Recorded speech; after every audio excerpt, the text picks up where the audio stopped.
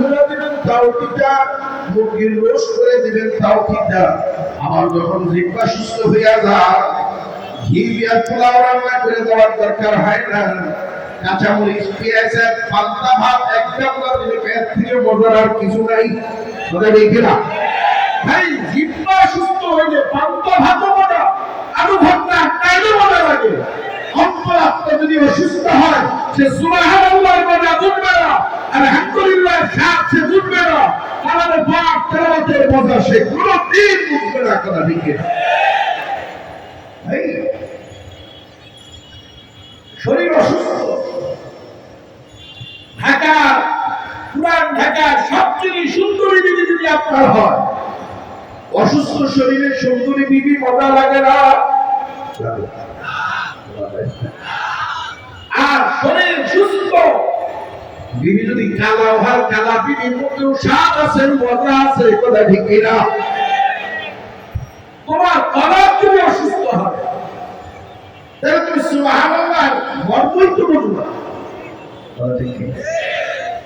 আল্লাহর নবী বলেন, আলা ইন্না ফিল জাসাদি লামুওয়াতান ইযা সালহাত সালহাল জাসাদু কুল্লুহু ওয়া ইযা ফাসাদাত ফাসাদাল জাসাদু কুল্লুহু আলা ওয়া হিয়াল কলব।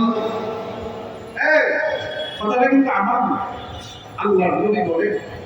চরমুনার পীরের এই কথা না, গোটা দুনিয়ার কোন আলেমের কথা। আল্লাহর নবী বলেন, প্রত্যেকটা মানুষের মধ্যে আল্লাহ একটা গোষ্ঠীর সূত্র আছে। কিসের সূত্র? জোরে বলেন, কিসের সূত্র ভাই? গোষ্ঠীর সূত্র। নবী বলেন, এই গোষ্ঠীর সূত্রটা ভালো, এই মানুষটাও ভালো।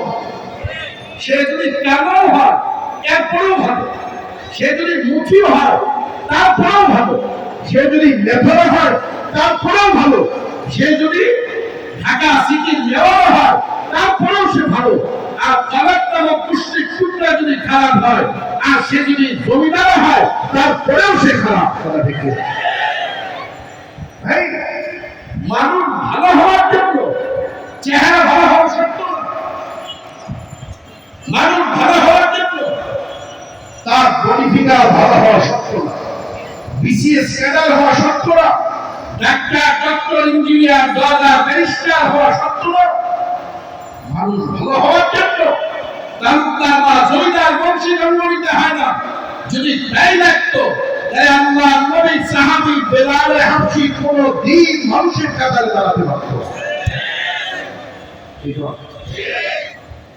বেলালের ঘোড়ার পায়ের তলায় ধুলার যে দাগ আছে, আমাদের সুবাসী দাগ আছে, সবাই বলে ঢাকার পুরান ঢাকায় আমার ভাষা আছে, বেলালের থেকে আমার দাম বেশি না ভাই। বেলালে হাফিজ থেকে কালো হাত করেছিল, একেবারে অসত্য।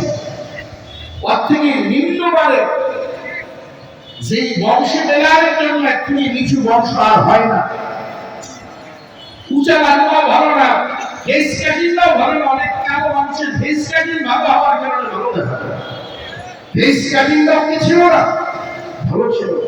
ঠোঁটটা মোটা, নাকটা খাটো মোটা, এত মোটা ঠোঁট ছিল যে নিচের ঠোঁট নিচের দিকে ঝুলা বসে। নাম কষ্ট করে যাবে। 1 ইঞ্চি জমির মালিক ছিল না, একটা পয়সার মালিক ছিল না। বেলাল গোলাম হিসাবে বাজারে বাজারে বিক্রি হয়।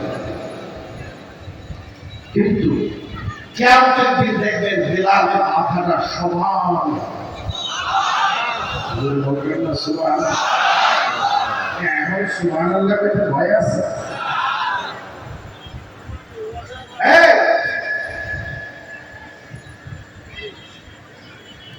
আল্লাহ নবী যেই মসজিদের ইমাম বেলাল, সেই মসজিদের মুয়াজ্জিন।